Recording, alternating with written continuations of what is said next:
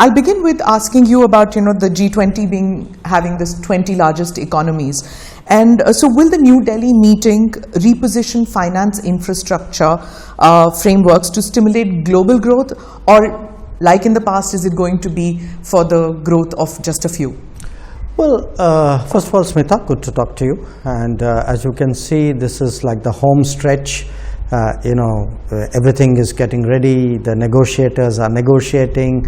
The people who are trying to get the arrangements done are working at it. So it's really at this moment very, very focused time for us. But still, I think it's important people have a sense of what is going on.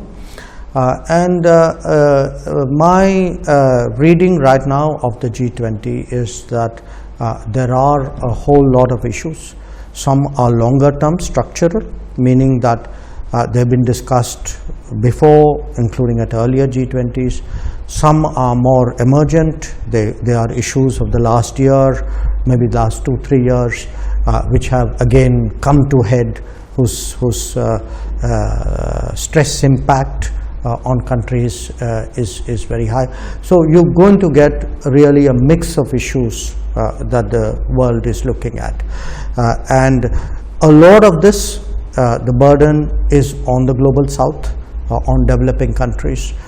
So one very important message for us is focus on the global south. But there is a larger context. The context is of a very turbulent global environment. The impact of the COVID, impact of the Ukraine conflict, issues like debt which have carried on for some time, and by the way, climate disruptions which are today affecting the economy as well. I'll come to Global South because you spoke about that post BRICS also. Sure. I'll come on that, but first I'd like to ask whether the fact that President Putin and President Xi are not going to be present at the New Delhi meet, has that cast a shadow on the summit? Not really. I mean, look, I think at different points of time in G20, there have been some presidents or prime ministers who, for whatever reason, have chosen not to come themselves. But, that country and that country's position is obviously reflected by whoever is the representative on that occasion.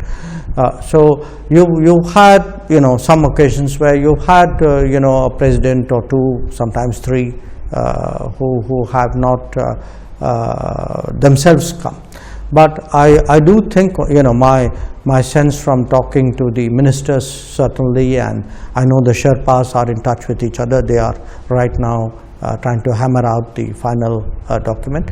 I think everybody is coming with a great deal of seriousness. I mean, will it have an impact on the outcome of the meet? I would put it this way, that the issues are there. These are not issues that are this morning being taken up. I mean, there's a whole gestation period of 8-9 months where at different levels ministers or officials have tried to progress an issue. So this is like a culmination. These are really about 16-18 processes which are all coming together to be stitched up together to produce a summit. So Russia and China are not really miffed with India, and is that the reason? No. I don't think it has anything to do with India. I mean, I think whatever decision they make, I mean, they would know best. But I would not at all see it the way you would suggest. And it's not going to have an impact on the declaration itself is a complicated procedure to arrive at a consensus to have a declaration. So are we moving towards it? Are the countries moving towards that? Well, we are negotiating right now. As I said, the negotiation is not the clock did not start ticking yesterday. The clock has been ticking for some time. So typically what happens is there's a ministerial meeting. The ministerial meeting produces outcomes. I'll give you an example. Okay. I chaired the development ministers meeting. Okay. So when we did the development ministers meeting, there was and agreed, all 20 countries agreed that there should be an action plan to speed up the Sustainable Development Goals achievement. All 20 countries agreed that we should have high principles for environmentally friendly lifestyle. So now if these have been already approved, either they get attached or some part of it in some summary form comes into the document. So everyone, the labor, the education, the finance is a very, very important track. Correct. That's a very crucial track, because in a way that's where the whole thing began, the G20 exercise began. So every track feeds in outcomes. These are, some of them have multiple meetings like finance, some of them have a single meeting. So these outcomes are melded together and they produce a composite document. In addition, there are things which may be discussed among the Sherpas, or the leaders may also discuss some things among themselves. These meetings have been going on since the beginning of this year. Right. But is there a consensus building, and what will India see as the host? What will India see as a win-win situation? Well, I don't think it's just a matter of India seeing something. Today, the expectations of the world are very high in terms of what the G20 is able to produce, and produce in terms of meeting the challenges of the world. So if you were to go to Africa, you go to Latin America, go to parts of Asia, go to the Caribbean, go to the Pacific, everybody is today saying, okay, I have a certain set of issues. I have a debt problem, I have a trade problem, I have a health access problem, I have a green development resourcing problem. So what will the G20 do for me? So the world is waiting. So the world is waiting, or today I see it more for India as a responsibility, that we have the responsibility today in a very difficult world. It is difficult in terms of the COVID impact, difficult in terms of the conflict impact, in terms of the climate impact, in terms of debt. That's one part of it. But it's also difficult politically. There is a very sharp north-south divide. There's an even sharper east-west polarization. So how do you bring people together? How do you find common ground? How do you make everybody understand that we all have a bigger responsibility? And therefore, please, can we kind of get our act together here and do what is right by the world? As a former diplomat and now as an external affairs minister, I guess that's right up your alley to find common ground. Well, everybody is worked and is working on it. There's every minister, we have about 15 ministerial tracks. Every minister has put in their best. The Sherpa and his team have worked and are working very hard. So it's a collective effort. Sure. Right. You've just come back from BRICS. Yeah. You're heading for the ASEAN Summit, East Asia this Summit. Evening. Yeah. So that's the East Asia Summit, and then is the G20. It's a packed schedule. You spoke about Global South. You spoke about the divide between the East and West, between the North and South, and trying to find common ground. Do these countries see India as a voice? You said represent the Global South. Do these countries who are participating in these fora, do they see India as a credible voice within the fora? The Global South countries? Yes. I would certainly hope so, for this reason. There have been G20 summits before. No other G20 presidency made an effort to get together the developing countries who are not on the table and say, please come sit with us, tell us what are your concerns, and we will distill those concerns and place it before the G20. That's a very unique exercise. Nobody has done it before. So if we have taken the trouble, and we meaning here Prime Minister Modi himself, if 125 countries have been consulted, feel today, yes, what we told India has promised us that they will put that issue on the table. I think they have a lot of expectation of India. And as far as the rest of the G20 is concerned, they know that, look, we have always in G20, outside the G20, India has a reputation of being a very constructive player, someone who bridges divides, who kind of somewhere helps to fix problems. So there's a lot of goodwill that we have, and again, I stress to you, I'm confident that every one of the G20 coming to Delhi will understand the responsibility that they bear, will understand today that the other 180 countries of the world are looking to them to set directions, and that they cannot afford to fail them. Do these countries at any point of time feel that India has shifted its position, is leaning more towards the US than it used to? I know I sound like a dinosaur, but let me hark back on the non-aligned movement period, when we were considered absolutely, not leaning, and if at all leaning, then more towards the Soviet bloc, the former Soviet bloc. Do they see us leaning more towards the US now? No, I hate to confirm to you that you are being old-fashioned here. That it's really, I think, a very anachronistic way of looking at the world today. I think a lot of countries identify with India as a developing country. A lot of countries identify with India as a democracy. Many identify with India saying, okay, it's a pluralistic country, we see many institutional, cultural similarities. So different people in the world identify with us. But do understand this point. G20 is not the arena for power politics. I accept, I'm very, very conscious that diplomacy and international relations is a very competitive exercise. But even in diplomacy, there are occasions when you are competitive, there are occasions when you are cooperative. G20 is very much a collaborative forum. It is even countries who differ profoundly on many other issues, but their history, if you look at it, in G20 is to find something which brings them together.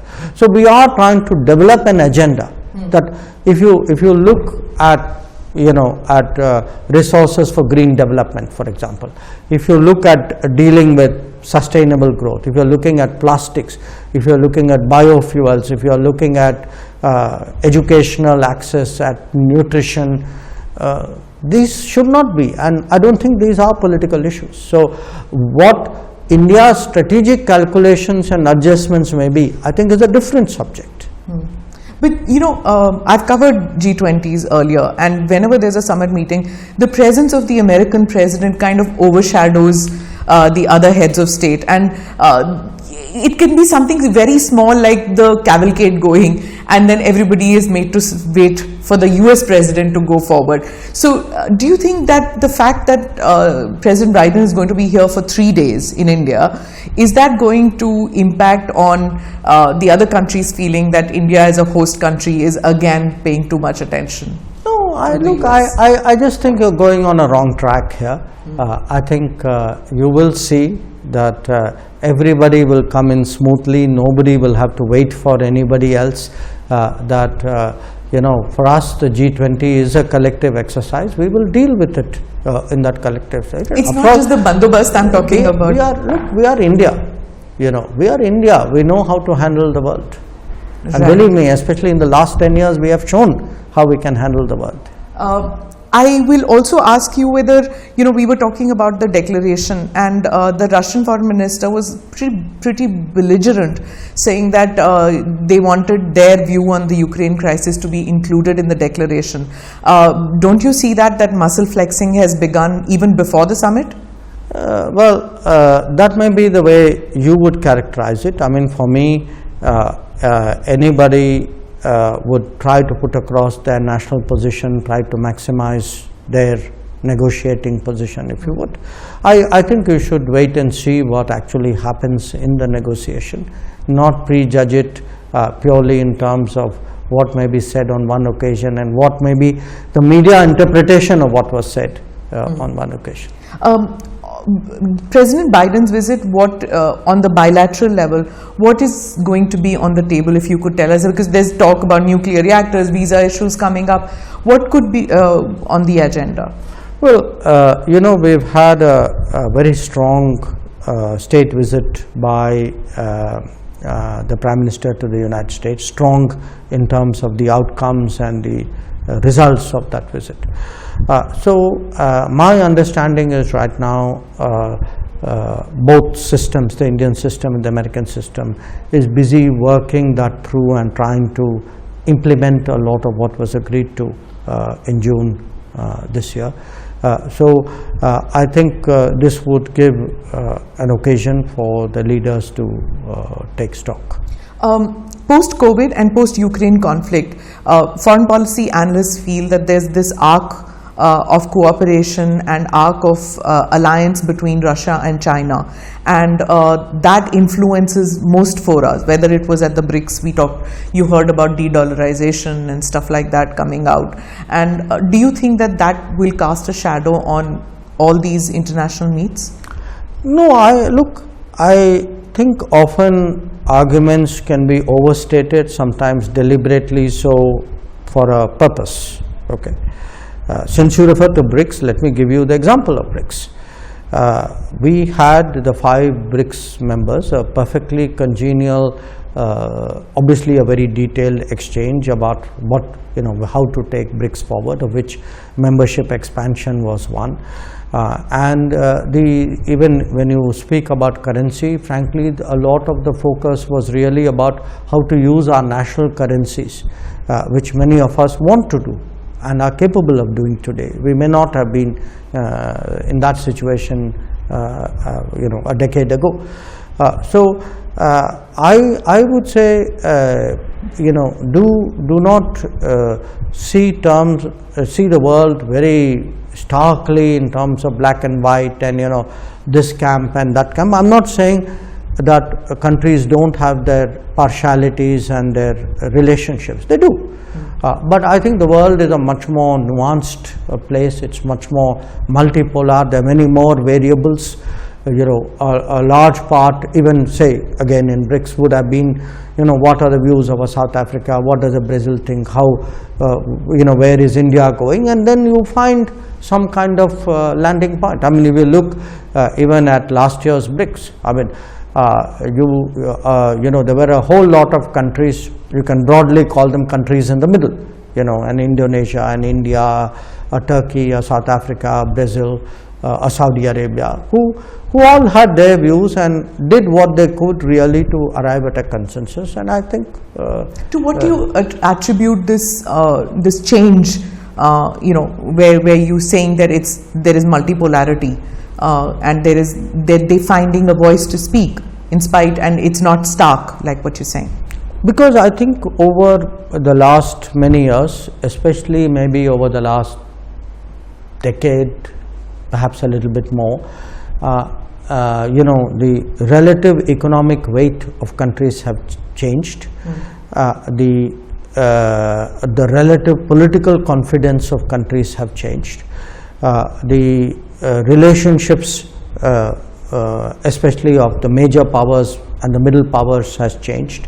So if you looked at it earlier on, it was like very tight groupings and, let us say, particularly in the Western world, a very strong alliance structure. Today, I think the world architecture has opened out very much more. So you have many more independent countries. They could be independent at a global level or a regional level or even in the neighborhood level. I think the world is changing, and the G20 itself is actually the best statement of it.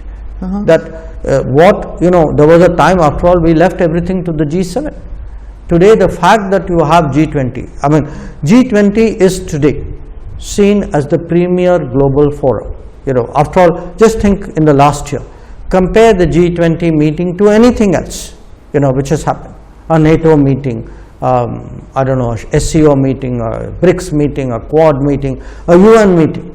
Nothing has evoked the kind of attention and focus that the G20 meeting has, because the world recognizes today that this gathering has a very exceptional importance. Is that the reason, or is it because you made it into such a big thing? I mean, everybody is talking about it. Even the Indian opposition says that it was earlier, the summit meetings used to be done in a very quiet manner, very classy manner in Vigyan Bhavan, in Lutyens, Delhi, and now the BJP has made this into this big thing, not sticking to one city, going to several cities. Whose plan was this, and did you take other G20 nations in the... See, if somebody felt that they were most comfortable in Lutyens Delhi or completely comfortable in Vigyan Bhavan, that's their prerogative. That was their world. So yes, you have had summit meetings where the impact of the country probably went 2 kilometers on a good day out of Vigyan Bhavan. This is a different government. It's a different era. It's a different thought process. A Prime Minister felt, and all of us have worked in that direction, that the G20 is something which should be treated as a national endeavor, that different parts of India must have a sense of participation, and that this is something which has been truly, I would say, non-partisan. If you look actually at the G20 events, a lot of it were held in states which are not ruled by BJP governments. They're ruled by governments in the opposition. And you can see the result. I mean, to me, one of the big pluses of the G20 is really how much more interested the people of India, especially the young people of India, have got in foreign policy. And they need it, because look, this is a globalized era. This is an era where the opportunities can be very global, where the problems also, as we saw during COVID, can be global. So we need to, as part of the transformation of India, we need to create a global awareness in this country, and I think the G20 has been very, very helpful in it. And for those who feel that we should be stuck in 1983, I mean, please, you are welcome to be stuck in 1983. I'm sorry, the country has moved on. We are in 2023. This people's participation, which has become really the hallmark of this G20, it was very unlike. I've been to the Bali meet, which was restricted in I've been to the last 10 G20s, and I can vouch for it. Yes, sure. I've been to the G20 in London too. It was not. It wasn't there everywhere. I didn't do that. That was the one President Obama was there. Right. So anyway, to get back to this, it's become a people's movement, and that's also the hallmark of the foreign policy initiatives that your government has taken, is taking it out of the corridors of Ministry of External Affairs to the people, demystifying foreign policy to a large extent. Is that a political need? Is that something that your government decided to do that? Why did you take G20 out? Two reasons. One, I think it's fundamentally a mindset. It's a mindset of the Prime Minister, it's a mindset of the BJP, it's a mindset of the government. And the mindset is a more democratic mindset, a mindset where you feel it should not be a small clique in one city which controls everything, so it is by me, for me, about me, which we felt was the way it has happened in the past. So, and in that sense, the whole idea is to democratize the G20, to make it much more participative, to give different cities, different states, different professions and generations a sense of participation and ownership. So one part of, and this is not restricted to the G20. It is a larger mindset. I mean, it could be in terms of today how you elect or select your political leaders. It could be about how economic benefits and social benefits are given. It could be about educational access, health access. I think the country in the last 10 years has become much more democratized. It isn't in the capital, it isn't only in the metropolitan cities, it isn't only even in the big cities. You've taken it out. You've taken out anything good which has happened in this country has been taken out to the entirety of this country. So that is one reason. The other reason is what I told you, which is it's absolutely essential that today's India must develop sharper global awareness. Global awareness, because we do see, when Prime Minister speaks about Amrit Kaal, that we have this 25 years where enormous possibilities are there before us, but those possibilities are realizable only when you understand the world. Right. So, India is occupying a prominent place at high tables, whether it was at BRICS, you're going to Jakarta there at the Asia Summit, and then at G20. By doing this, we are discussing issues for global issues, what matters to countries of the South and everywhere. But the opposition says that you have lost focus on our neighborhood. Even though you have a neighborhood first policy, relations with Pakistan has taken a downturn. China, you yourself said we have abnormal relations. Has focus shifted by us looking at the big picture? So why don't you ask people in Sri Lanka? What do they think about the neighborhood? Why don't you ask people in Bangladesh? Why don't you ask people in Bhutan and Nepal? Do they feel that today India is doing more? Is India more reliable? Is India more relevant? You will get a very different answer. Now, if somebody says that the proof of a good foreign policy is to carry on with Pakistan as though a big terrorist strike hasn't happened and that's par for the course, then I'm sorry, they have a different worldview. That's not the kind of neighborhood first policy that we are running. And at the G20, you will be speaking about the neighborhood too? No, the G20 is about global. Look, do understand, the G20 is not an international peace and security forum. Economic. The G20 is about global growth and development. So we will be taking a global economic sort of perspective. So now the latest issue about G20 is the invitation card which says Bharat and not India. Now that is the latest thing, that is G20 going to reposition India as Bharat and not India as India? No, India, that is Bharat. It is there in the constitution. Please, I would invite everybody to read it. So it's not something which is new, it is something which existed in the constitution, and so you didn't do, it's not a new roll of dice. No, I think when you say Bharat, in a sense a meaning and a understanding and a connotation that comes with it, and that is reflected in our constitution as well. Right. So in conclusion, I just want to ask you, in one of the interviews recently, you said that when the Chandrayaan happened and you were in Johannesburg, there are people who came to the Prime Minister and said that what India has achieved is like our achievement too. So why do you think that happened? I would say it happened partly because we are able to evoke a very strong sense of global solidarity. That the feeling is in many ways that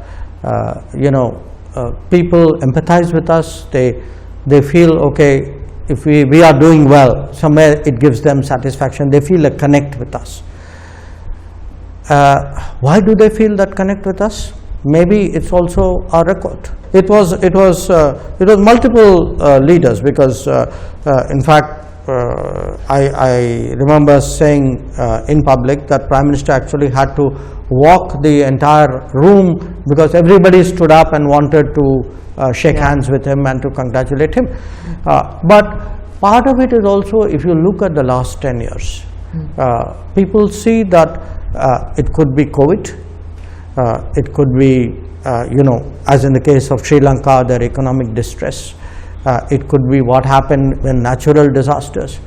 That sense today that, here is a country with a large heart, which is willing to put its capabilities forward.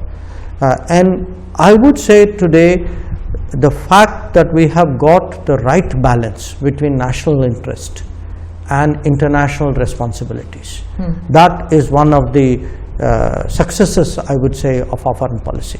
That how do you actually get both, and the neighborhood is a very good example. That is a good example of our national interest, but it is also a very good example of how our neighbors have benefited from the prosperity and the capability of. I hope I can interview you before the general elections, but just in conclusion, tell me, usually just before general elections, the year before general elections, foreign policy goes to the back burner and everybody just kind of relaxes in the Ministry of External Affairs.